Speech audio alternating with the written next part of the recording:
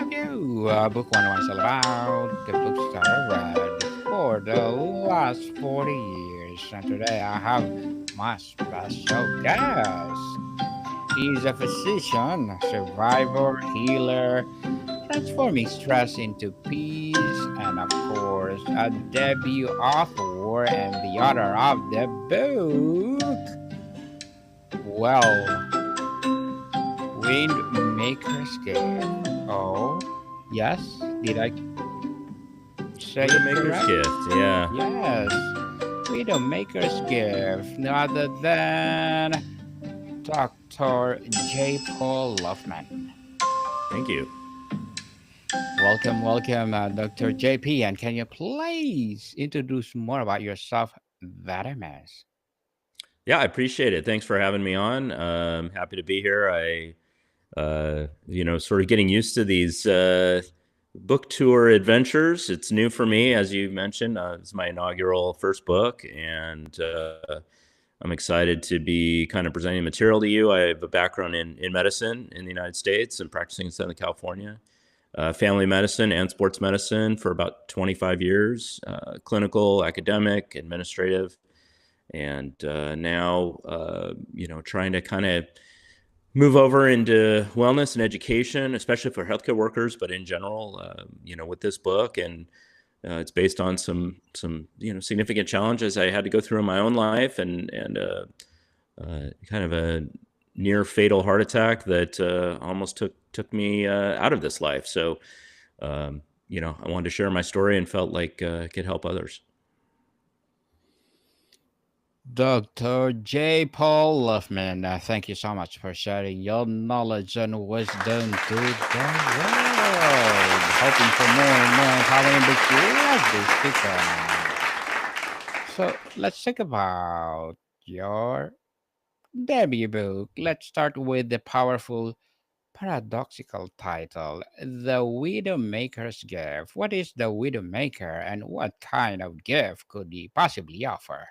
Yeah, great question. You know, I I kind of hesitated. I had a few different things I wanted to name the book, and this one just felt right after going through it with myself and the team that was helping me. And the Widowmaker refers to a specific type of heart attack that has a very, very high mortality and morbidity rate. In other words, the death rate and the complication rate from this type of heart attack is extreme, just with where it was in my heart and the severity of it. And it's called that because it leaves a lot of people as widows if they're in a relationship. So it's sort of the nomenclature that was put on it a few decades ago. In my case, it's what I had, and I was able to survive it very fortunately. And I felt that in the aftermath of that, it offered me some gifts, knowledge, support for my life in terms of kind of spirituality, strength, learning, understanding that I just don't think I was ready to understand or really even listen to prior to getting sick.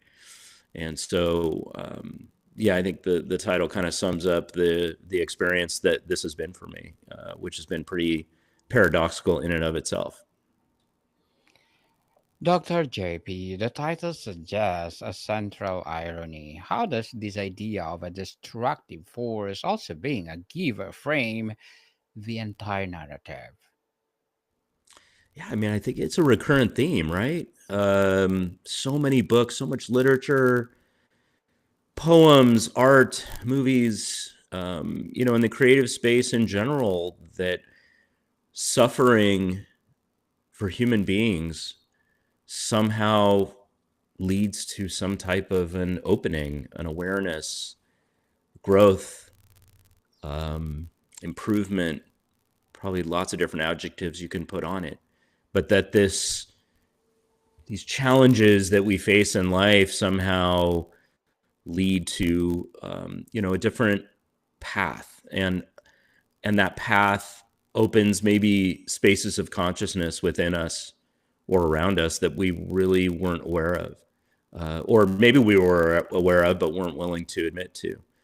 And so, yeah, I think it just fits in with the theme of what I experienced in going back since I got sick and really learning about consciousness, about spirituality, about what sustains human beings in different forms.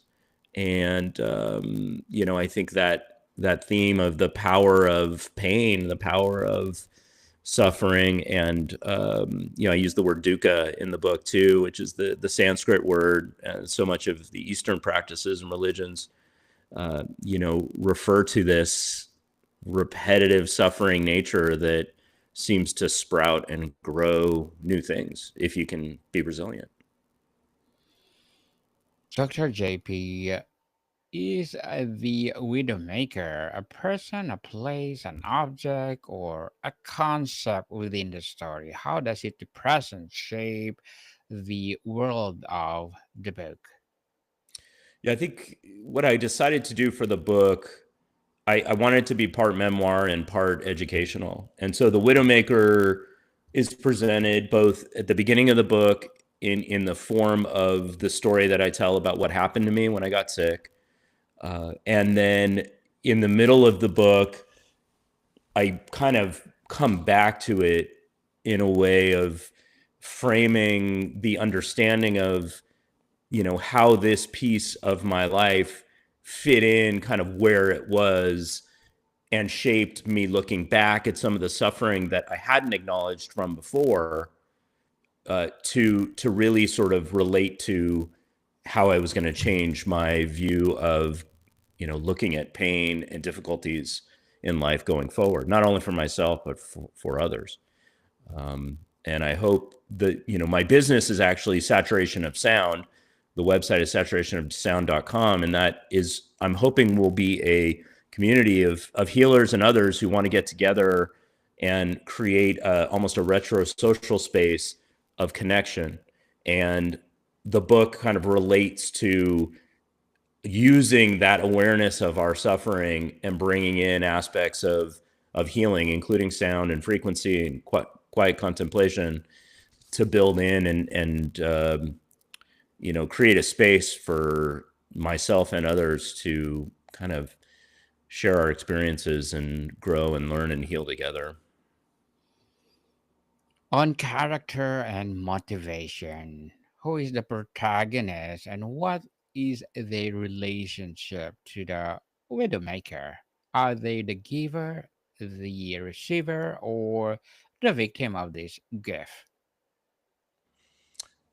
Yeah, another great question. I think the protagonist is it's I could say it's me, but it's different forms of me, because I've realized over a lifetime, we have some shifting. Our cells turn over, our brain cells turn over. The physiology and the physics say we aren't the same person we were when we were 12 or 18. And we may have memories, we may have feelings that are similar to that time, but our whole selves are sort of different, and they can change and emerge. And so I would say I was protagonist and yeah, maybe somewhat of a victim, but that changed throughout the experience of my life as I go through the different aspects of challenges that I came up against, ways of overcoming those challenges, awareness of suffering when it seemed to be hidden underneath years of, let's say, overwork, burnout, um, overfixing, things that, I talk a lot about codependency in the book. So I'm not sure there's an easy answer to that, except to say that it's not as clear cut as a simple, me protagonist going through the story, because there is so many shifts that happen. And at times I'm a victim, and at times I'm, yeah, have so much gratitude for being actually empowered by the things that happened. And in many cases, feel the opposite of victimized. Dr. JP, what does the Widowmaker want beyond the obvious? What is the deeper, perhaps even sympathetic need or desire that drives these force or character?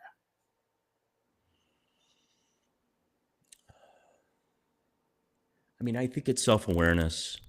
And what I mean by that is going below the surface of our automatic day-to-day living, which I clearly was stuck in. I describe that a lot in the book. I think it's easy to drive down the same street, order the same foods, get our coffee the same way, talk to our children, and ask them about school. I think a lot of these I brought up in the book. Examples just where we get so rote in our westernized society, and what's underneath is an awareness of being.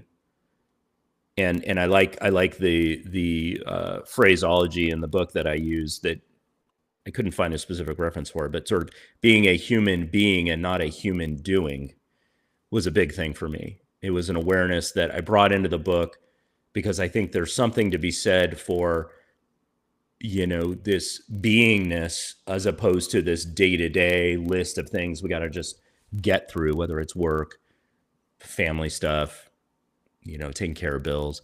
All of these things are important for our, in a modern world for our daily living. But, I think the technology and the other things have really brought us away from the essence of our humanness. And I think that's what this book relates, is the underlying basis for finding meaning again in these sort of, let's say, hidden or occult things that are needing to be found. They're wanting to be found. I think the synchronicities and serendipities that we live are wanting us to find them.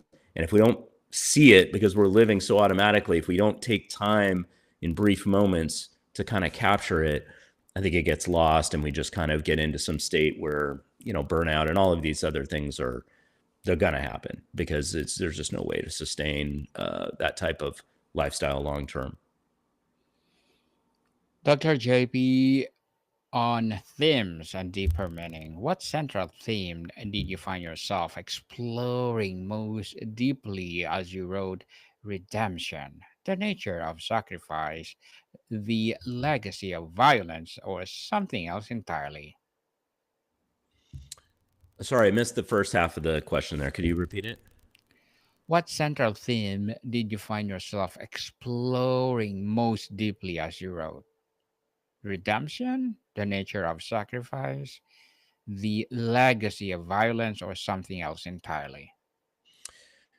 No, I think for me it was that I had a sense that didn't have before, that writing this and sharing my story in some way, I don't know how, is going to make a difference in the world.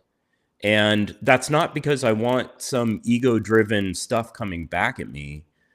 I really was able to separate it out from the codependency-based kind of decisions I made earlier in life about needing to feel good internally because I fixed someone or I healed someone or I got a thank you. But because some intuitive part of me said there's something to be gained here on a larger scale beyond that which I think my human brain can understand, that is needing to be said or done, and just go with it, see where it takes you. And I think so I wouldn't call it sacrifice or redemption. It's much more about perseverance, I would say, through tragedy and difficulty, to see another side of the world and of life, that in telling my story, maybe someone picks up something in chapter 3 or chapter 7 that relates to them. Maybe it's 2 people, maybe it's 10, I don't know, maybe it's more. And all of that seems meaningful. And so I decided to take what I was writing in my journals and kind of started writing in my computer and put it together in some type of a narrative fashion that would hopefully be interesting to people and would resonate. And I think that's what this has been about for me. Dr. JP, as a debut author, what are your short term and long term goals? I think short term, this having the opportunity to be on your podcast and others that I've been on and have scheduled is great, just to reach different types of audiences. That's kind of what I'm looking at. I'm going to create some short form content, to put out there on relevant topics that I see coming up. I've got a whole list of things that I've saved recently, whether it be recent journal articles from medicine or things from psychology or the world of consciousness research, and kind of just allow that to shape the story that I'm trying to relate, and then long term turn that into, as I mentioned before, a community of people that can come together almost in a retro social environment and share their stories, their ideas, and others with others to kind of bolster their own fight against challenges and their own resilience and their own internal growth that you know people feel that they need to have and want to, let's say, gain strength from. Good luck to your goals, Dr. JP. And what will be your piece of advice for those people out there who want to be an author like you? That's a good question. I'm glad I did it. I hope that if you're out there and you're like me and you are contemplating and finding all the reasons why it's not the right time, I don't think there's ever a right time. And when I jumped in on this, I knew it was, a little more than a year ago, that it was going to be pretty big and it was going to cost a little something. And there were sacrifices that needed to be made along the way. But I think that there's something about just having to take a leap, a little bit of leap of faith when it comes to, sort of getting the first one out. And someone said that to me and that resonated with me. And I think I'm going to pass that along. I think little leap of faith that, let's go down this path and see where it takes. Worst comes to worst, you get to the end of the manuscript, you don't want to release it. Great. Maybe it's the growth you needed, just writing it and not necessarily releasing it. But maybe it is beyond what your own consciousness can understand is going to be relevant to others. And in releasing it, you'll start getting feedback and realize that there's just some things about what you wrote that not even you were able to, understand would impact others. And I think that's so kind of putting yourself in a place of vulnerability and then seeing kind of where it takes you is important. That's where the leap of faith comes in. Thank you for that advice, Dr. JB. And what would be your recommended books that influence your journey or book that influence your journey? Well, the one I talk about a lot in the book is Michael Singer's book, The Untethered Soul. Um, I there's others that are very impactful for me in the book as well that I reference, but this one just, I think, caught me at a time when I really needed it. I think that's a lot about books, right? A lot about I think when you share your stories of reading and writing with others, it's not necessarily the content of the book, which may be impactful in many ways, but it's the timing at which it hits you. And I think that's the case for seeing art or seeing a great movie. I was in a very vulnerable spot. I was in a spot where life to me had a certain shape, feeling, intensity that was very, what I thought, well put together, that could sort of give me a longevity. It felt like life was going to look like that till the day I died, kind of thing. It was sort of mapped out in a very specific way. And then, a bunch of things happened, including getting sick and almost dying. And this book came along at a time where it sort of allowed me to feel vulnerable and like, I don't really exactly know what the rest of my life's going to look like, even though I thought I had mapped it out. And I think that was huge, right? A different way of looking at the world, a different way of understanding about, how our existence in this universe can look very different from very different perspectives, depending on the view of philosophy, consciousness, physics, ancient religions, that can be, for me, it was eye-opening, and it was right. I read it right when I needed it. And there were parts of it that didn't resonate with me, but I would say 85% of the book was fantastic. And it was exactly what I needed to push me towards making myself a better human being, improving my health and well-being, and now sharing my story with the rest of the world. Well, Dr. JP, thank you for that recommended book. So, tell us, for you as an author, what was the most surprising discovery you made about this story or your characters as you wrote?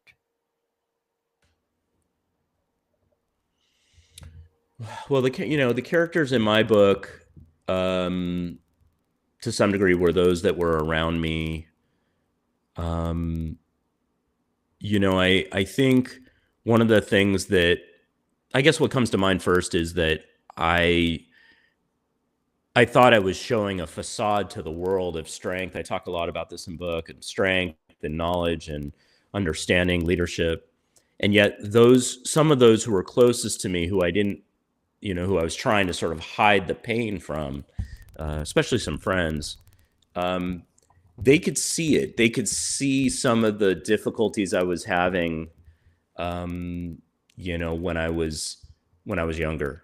And so I think the moral of that is, we can try to put up facade to not show the world our real sides.